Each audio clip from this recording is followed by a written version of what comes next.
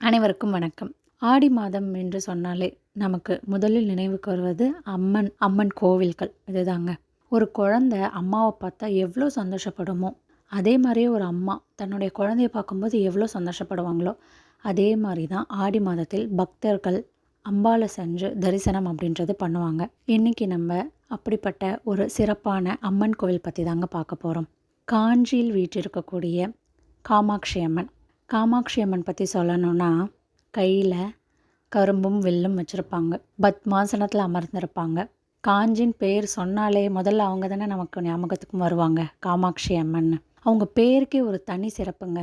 கா அப்படிங்கிற எழுத்து சரஸ்வதி தேவியை குறிக்கிறதாகவும், மா அப்படின்னா மகேஸ்வரியை குறிக்கிறதாகவும், க்ஷி அப்படின்னா லக்ஷ்மி தேவியை குறிக்கிறதாகவும் இருக்குங்க. அப்போது ஒரு கோவிலுக்கு போகிறோம், லக்ஷ்மி தேவியும் அங்கேயே பார்த்துடலாம், சரஸ்வதி தேவியும் அங்கேயே பார்த்துடலாம், மகேஸ்வரியையும் அங்கேயே பார்க்கலாம். அஞ்ஞானம் மனிதர்களுக்கு இருக்கக்கூடிய அறியாமையை போக்கி ஞானத்தை வழங்குற தேவியாக தான் அவங்க நமக்கு காட்சி தந்துட்டுருக்காங்க.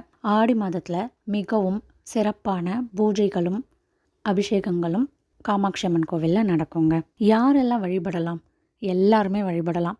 முக்கியமாக வசந்த உற்சவம் அப்படிங்கிறது ஆடி மாதத்தில் அங்கே சிறப்பாக நடைபெறும். முதல்ல காமாட்சி அம்மன் கோவிலில் இருக்கக்கூடிய அம்பாள் உக்கிரமாக இருந்தாங்க. அப்புறம் ஆதிசங்கரர் ஸ்ரீசக்கரத்தை அங்கே நிறுத்தின பிறகு தான் அவங்க எல்லாருக்கும் சாந்தமாக, சாந்த ஸ்வரூபிணியாக அருள்பாலிக்கிற தன்மைக்கு மாறினாங்க. நம்ம வாழ்க்கையில் நமக்கு ஏற்படக்கூடிய இன்னல்களுக்கும் கேள்விகளுக்கும் பதில் கிடைக்கணும் அப்படின்னா ஒரு வாட்டி போய் காமாட்சி அம்மனை தரிசனம் பண்ணிட்டு வரணும். அங்கே போனோன்னா கட்டாயமாக அதுக்கெல்லாம் பதில் கிடைக்குங்க.